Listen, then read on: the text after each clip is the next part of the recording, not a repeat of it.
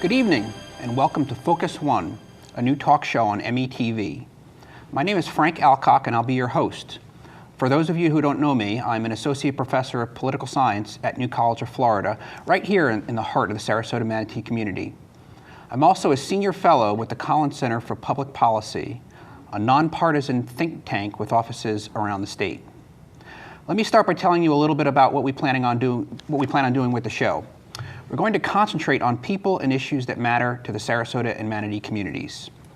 These might include state or national stories, topics, or personalities, but the subject matter should resonate here in the local community. Our focus points will vary from week to week. Sometimes the focus will be on specific people, whether they be government officials, candidates for political office, organizational representatives, or folks that are simply relevant or interesting from a public policy or political standpoint. In doing so, we hope to be able to offer you insight into a diverse range of personalities. Given the current election year, we'll try our best to hear from as many candidates as we can, as well as the chairpersons from local political parties. In other cases, the focus will be on specific issues and topics. In addition to the types of guests I just mentioned, we'll also use issue-oriented shows to bring people in with special expertise and/or insight on term limits, redistricting, foreclosures, immigration, and energy. These are just a few of the cases that you can expect to hear us talk about in the coming weeks and months. For today's kickoff show, we're going to start with a look back at this week's Florida primary. I suspect some of you might have think that you've heard more than enough about the primary post-mortem talk by now, but I'm confident my first two guests for the debut program will have some interesting things to say about what happened statewide as well as here in the Sarasota-Manatee community. Let's start off by introducing our guests. First, I'd like to introduce Tom Tryon. Tom is the editorial page editor for the Sarasota Herald Tribune Group. And Chris Willey, editorial page editor for the Bradenton Herald. Welcome to the show. Great, thanks for having us. Thank you, yeah. Let's just start off big picture and look back on the margin of victory on the part of Mitt Romney. Did this surprise you or not? Tom? No surprises, I think, for me. I mean, going into the weekend, the polls were lining up to be double-digit victories for Romney. That was a big swing, as we discussed previously, but I think it was pretty clear. And I just mentioned two things. One is Romney did well in Florida in 2008. I think a lot of people forget about that. That's right, yeah. He was behind John McCain by about 5 points statewide and in our region. And the other thing is, Romney had what you need to win in Florida. He had money, he had a campaign infrastructure, and he had a relatively moderate reputation. So I think those were the things that I would attribute to not being that much of a surprise.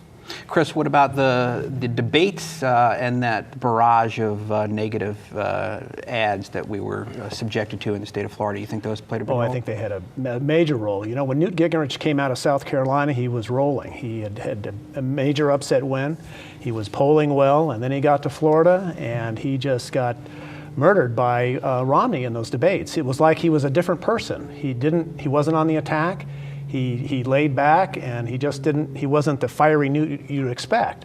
And I think that convinced a lot of voters that, hey, maybe this guy's a little too unhinged, and they didn't want to vote for him. Yeah, did you think that in a way Gingrich's response sort of played right into the Romney strategy? I mean, in addition to the carpet bombing, which was pretty effective in terms of framing Gingrich in a negative way, the response on the part of Gingrich, he was, again, getting off his own message and in a way trying to come back and explain the ads. Didn't do many. And then, the moon colony remark, I mean, really, I think had people just thinking, gosh, this is just kind of crazy. And particularly, for somebody billing himself as a conservative or Republican and worried about the deficit and the debt, and all of a sudden you throw out the moon colony. It was almost like it was a parody. It was very bizarre. After he gave that talk on the Space Coast, do you think he walked off the stage and said, "Oh, that might be a problem," or do you think he didn't even think about that? Well, I think Gingrich is the kind of candidate who just, he'll say whatever's on his mind and let the chips fall where they may. I mean, that was true about the kosher meals, which he tried to slam Romney with. That fell totally flat, and he had to withdraw right away. He shoots from the hip, and that can get you into trouble. Sometimes it doesn't. One thing I noted as well in his, I don't know that you would call it a concession speech, but his speech after he got whooped, and he referred to one of his campaign managers and said, thank you for putting this together on short notice. And I'm thinking, okay, here's Gingrich, this supposed master strategy guy, and you weren't prepared, and he wasn't prepared to go into Florida, the fourth largest state in the nation, the states that's going fourth, that has a diverse, population. So I think I really called into question then is how much of a infrastructure he's going to have throughout the rest of the campaign. I think that will be one of the telling moments. I mean, the super PACs can toss him millions of dollars, but if he doesn't have a coherent way of dealing with that money, I think his campaign's going to be in big trouble. Yep. One of the things I want to come back on, just the volatility. Certainly, this is the most volatile primary that I've ever seen anywhere, and it's been happening sort of at the national level, but nowhere more than here in the state of Florida, where Gingrich was up 25 points late November, early December, and then Romney recovered, and then Gingrich was up again. Kaine was there, after the P5 event in the straw poll, and then Gingrich back up about 7 or 8 days out, and Romney ends up winning by 15 points. And so what do you make of that extreme volatility? And then sort of as a follow-up, do these early straw polls mean anything whatsoever? I mean, what does it have, how does it bode for the future P5 events here or something like the AIM straw poll? I think the straw poll just comes way too early in the process, and it really is handled by the strong party loyalists who and the Tea Party influence was strong, as witnessed by Kaine's large margin of victory. But it's like a beauty contest that really doesn't have an impact. And when the Governor Rick Scott stated that the straw poll winner would become the next nominee, he obviously was way off the mark. And it seems like it's just for a scant few party loyalists, and I don't think it's a good gauge. But I think you talked about, and I think the term you used earlier was carpet bombing on the PAC ads, super PAC ads, and that's just going to continue. And I think Florida was probably the first and most demonstrative display of that. When Romney and his super PAC spent $15.4 million and just blitzed Gingrich. He just had no counterpunch. In Iowa too, but I wasn't in Iowa, so I can't speak to the relative intensity of the ads. But it was certainly everywhere you go, radio, TV. It was pretty intense. And you're right. I think we're just going to see much more of this when we get into the general. Before we get off the national, get off the sort of statewide and come here, take a look at what happened in Sarasota, Manatee County. I want to come back to the issue of endorsements. Interestingly enough, Governor didn't endorse anybody. Marco Rubio, who might be looked upon as sort of the state leader for the Republican Party or the flag carrier, didn't endorse anybody. Neither did Jeb Bush. What do you make of that? Do you think they didn't endorse for different reasons or for similar reasons, Tom? Yeah, I suspect for different ones. I mean, I think, for the governor, two things. One is, he really has portrayed himself as kind of an outside politics kind of guy. And I think for him it was probably a smart move. I mean, I think it was consistent with who he is and the way he's represented himself. The other thing I think, for Scott, I mean, there would have been serious questions about whether anybody really would have wanted him to, come put his arm around their campaign. I mean, with his negative ratings. I just don't know. In fact, I was wondering yesterday. I mean, what was Romney doing, with Donald Trump? I mean, does that really, does that really help you that much? I was thinking, darned if you do, darned if you don't. You probably just view that as not a positive thing, but minimize the risk by just keeping them happy. I guess, but he was almost fawning in his acceptance of that. This is true. This is true. It didn't look like he was trying to get off the stage quick. And coming, a day after he makes his remark about the poor people, so you got that sharp contrast between poor and rich. That's not going to play well with voters. Very good point. Yeah. Very good point. Taking the endorsements issue down to our local level, Chris, Bradenton Herald, you did endorse Mitt Romney this cycle. Let's go back 4 years ago to the 2008 primary. You endorsed John McCain. Yes. I was just curious, do you think Romney matured as a candidate over those 4 years and improved himself, or in a way was it just weaker competition for the endorsement? I absolutely think it's a combination of both. 4 years ago, when you think of the field that was here in Florida with not only McCain, but Rudy Giuliani and Mike Huckabee, that was a pretty good field, and it attracted a lot of voter interest. But unlike this year, when you've got two clearly second-tier candidates who don't have the organization or the money in Florida, it was just a two-man race, and there wasn't just that much interest. And that showed somewhat in the voter counts, too, which were not all that great. Now, Tom, Sarasota Herald-Tribune chose not to endorse anybody in the primary, and they didn't do it in 2008 either. Do it in 2008. Just explain that. Yeah, we just decided that, and particularly going back to 2008, on both sides, the Republican and Democratic side, you had at least two good candidates. And so we just thought it best, let the partisans kind of sort this one out on their own volition. And this time we just, frankly, there wasn't a lot of nobody really appealed to us that much, particularly the way Romney had run in South Carolina. So we just decided to stay out. How much do you think those endorsements matter? And they might matter differently, obviously, for top of the ticket races as opposed to ones that are a bit further down. But the lower on the the lower on the political food chain, the more influence they have. Yeah, I agree. City council, county commission, those types of races are. There's been some research suggesting 5 points, 5 percentage points in local races. I think in national races they matter very little. What's interesting, I think, and Chris, it may be a different experience, but at the Herald Tribune, we get a lot of input. Actually, we get a lot of feedback on the presidential recommendations, and we get a lot less on the local in terms of pushback and feedback. We think that people follow the local ones more closely, but usually the presidential ones, that's kind of the bellwether. They all have their own opinions. Everybody has their own opinion, and if you go with a Democrat, then you're a member of the liberal media, and if you go with the Republicans, then you've sold out to big money, and everybody seems to have an opinion about that. So that's what I've always found interesting about the response. We didn't get that the last time. We didn't get that much reaction, no.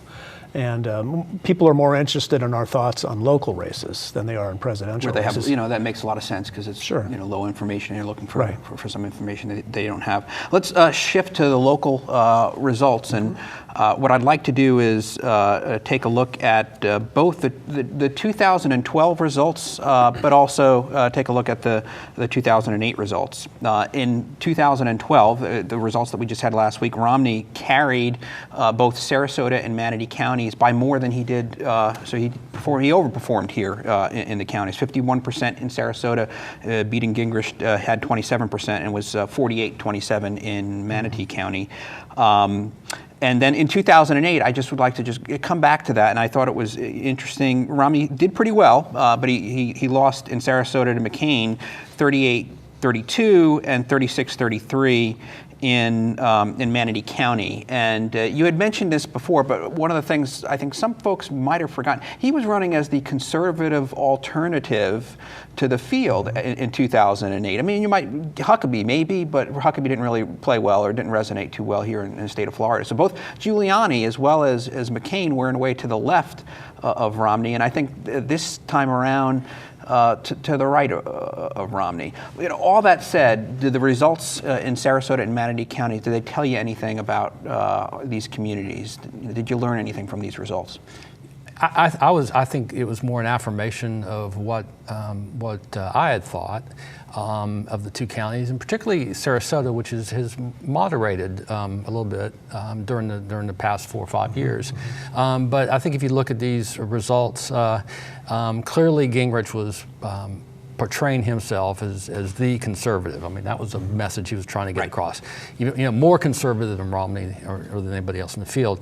And I think based on history, based on recent campaigns, that this showed that somebody that's perceived to be a right, center-right candidate is probably just going to do better. The one thing, looking back to 2008. It's kind of interesting. If you remember, Charlie Crist was almost credited for single-handedly helping McCain win that election. And how things have changed, in 4 years. He went from being the swing guy to essentially working. You're going to see his picture on the back of cab billboards. So I think that's interesting. The other thing, and I don't mean to take up too much time, but Romney did very well in the exit polls with women. He got 51% statewide to Gingrich's 29%. So I think that speaks kind of to the message that he was sending, and or it might speak to Gingrich's, I think that's the advantage of moral character. The secret ballot. I suspect a lot of women may have been saying one thing around the dinner table and then doing something different when they pulled the lever. Chris, your thoughts, and just the little plug is the one thing, the common thread between 2008 and 2012 is these two counties are voting for the moderate option in terms of their. So if you added Giuliani and McCain's votes together, and they kind of were running as sort of the moderates, maybe not calling themselves as much, but that added up to over 50%, pretty much where Romney was running as the moderate option. Am I reading too much into that, or is this not exactly a bastion of conservatism here in Sarasota? Manatee County is a little more conservative than Sarasota County. We've got more registered Republicans, and that reflected a little bit. I mean, there wasn't a huge difference in the vote totals, percentages, but Gingrich did get a little bit more here. Which is, I think that reflects the strong Tea Party influence here and the conservative nature of that. But what's odd about that too is the campaign contributions here in Manatee County. Romney got 135,000 and Gingrich only got 7. So that's that people are not putting their money where their vote is, which is odd to me. Very good point. The other thing that struck me about the results here in the community, and it was fairly consistent statewide, was the turnout. Because when I was reading the papers the day or two before, not only did we have a number of supervisors of elections that were predicting record turnout, but certainly the party chairman, Joe Gruters and others in the area were like, this is going to be a pretty high turnout. And it turns out that we were down relative to the 2008 primary about 20%, 17, 18% here in both Sarasota and Manatee counties, and that was consistent with what happened around the state. What's up with that? Well, I think it's that you just had one party's primary on the ballot. In 2008, you had Democrats, Republicans, and a statewide constitutional amendment. So there was a much more, so I was thinking actually, if you go back to 2004, the last time there was just a single presidential preference primary, the Democrats, turnout statewide was 20%. Low.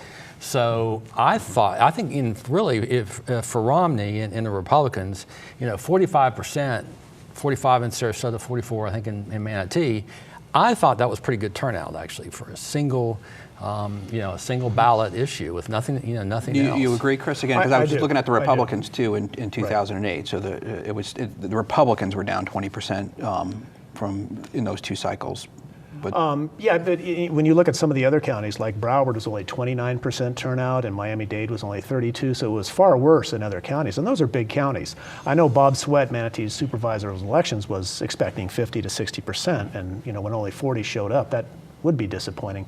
But I don't think there's major shifts here. So the surprise might just be on the over expectations for what the numbers were going to be, and you think there's anything to worry about for the Republicans looking forward to November from these turnout results? Not running against President Obama. Nothing? Yeah. Okay. But it'll be. As always, turnout is one of the key factors, and not just total turnout, but by party. I think if you looked at the numbers, if the Democrats would have had decent turnout 2 years ago, Alex Sink would be the governor. And the election was that close, and the Democratic turnout was not good at all. So I mean, it matters. It matters a great deal. Let me take a moment just to come back to the exit poll data. I sent you guys the links. You had an opportunity to look at it, and I just want to get a sense. Start with you, Chris. Anything jump out at you? Anything surprise you there? What did you find most provocative in terms of how Floridians, the GOP electorate, answered questions going into the voting booths? Well, one of the things I thought jumped out at me, as Tom mentioned, was the women, and they shied away from Newt Gingrich for many reasons. One of the things that I thought was interesting was on ideology, where Gingrich won the conservative vote, but Romney was overwhelming in the somewhat conservative field and in the moderate or liberal categories, which the latter you would expect. But he did score well in somewhat conservative. Yeah, I noticed this. And there was a question, too, that tracked with that on the Tea Party. Overall, Romney actually won with those that expressed support for the Tea Party as well as those that didn't. It was only the strong supporters of the Tea Party that went for Gingrich. So that I found very surprising. And I I don't know how to interpret that. That's obviously his best case scenario, I think, for him. Tom Weston. I was just taken by the consistency of the results that were favorable to Mitt Romney. I mean, almost across the board. Right. He really didn't show any weaknesses in those exit poll interviews. And if you look at the state, not only did he put a whooping on Gingrich, but he won almost everywhere: Northeast Florida, Southeast Florida, Southwest, the I-4 corridor. So it was just a thorough win.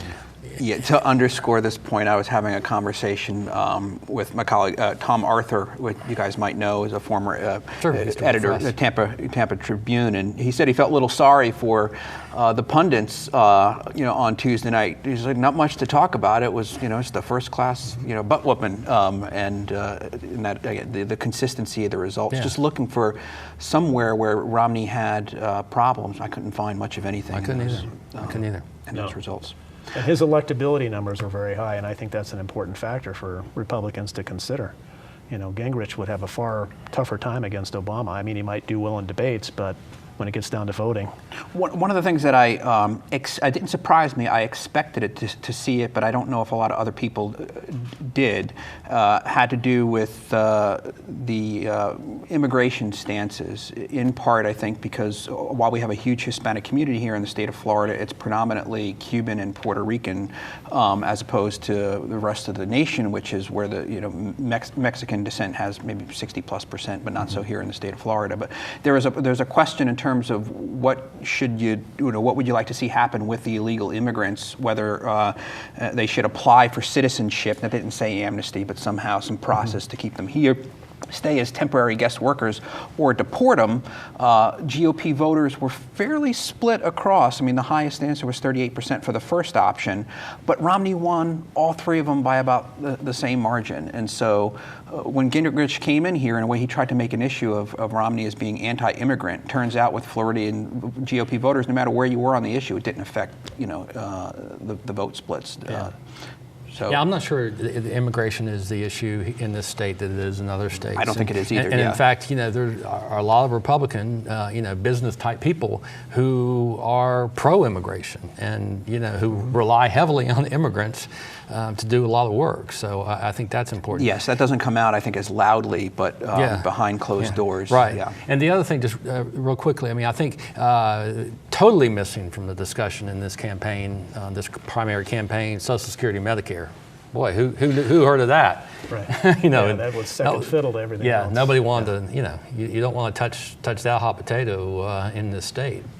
Very true. Lots of things that I would expect to come back in a big way in the general election. It was quiet, and my take on that was the candidates, again, it was risky, and there wasn't a lot to distinguish the candidates on some of those issues, at least on paper, so they left it alone. So, one other little question in the poll, and you might not be able to tell anything from it, was overwhelmingly in terms of concerns, people responded, or the GOP electorate responded, the economy, 63%. And then you had an option there, the budget deficit, or maybe code word for spending problems, which 23% that doesn't tell you anything about what they thought about the relationship between the budget deficit and the economy, and whether they were at odds, or whether you can cut spending and improve the economy at the same time. But did that surprise you, or was that just a shrug when you saw less than a quarter of the folks listed the budget deficit as a top concern relative to about 2/3 of the economy? Well, I'd look at it at the reverse of that. If people are thinking that if the economy rebounds strong enough, that will help take care of the deficit, right. with more taxes flowing in from better performance of jobs and corporations and that. And I look at it that way, that people are thinking that's the way it's going to go. Looking ahead to the general, either statewide or here locally, how do you think what you just saw in the last week sort of, does it tell you anything about where we're going to be in November, or is it just way too early to be reading the tea leaves or looking at what happened in the primary election? Well, I think Romney's victory speech clearly laid out the way he's going to attack President Obama. And so, I think that was the biggest indicator. And he's going to use all the, he was using all the Republican code words, code phrases. I think what will be interesting, though, is whether he pulls back and they always say you run to the margins in the primaries and you come back to the middle in the general. So it'll be interesting to see what tack he takes. Mm-hmm. Beyond that, I'm looking for a very entertaining primary season. I'd like to see that none of the candidates drop out and just keep going and keep the conversation going. And there's just great entertainment value in what they're doing.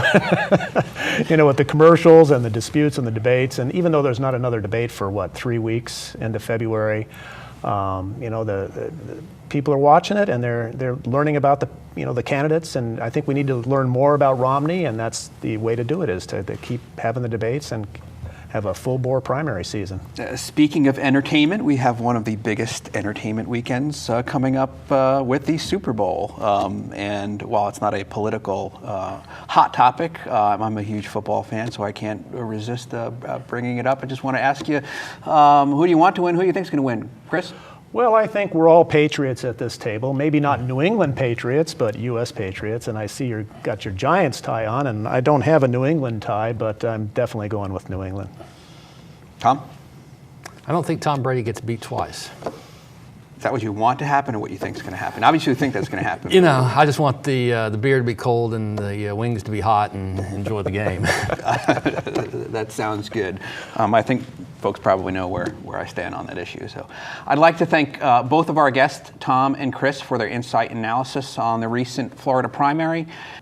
I'd also like to invite you to join us next week when we'll have David Person to talk about term limits here in Sarasota County. Finally, I'd like to thank Manatee Education Television for allowing us to share some time with you. Thank you for joining us today, and connect with us again for another Focus One here on METV.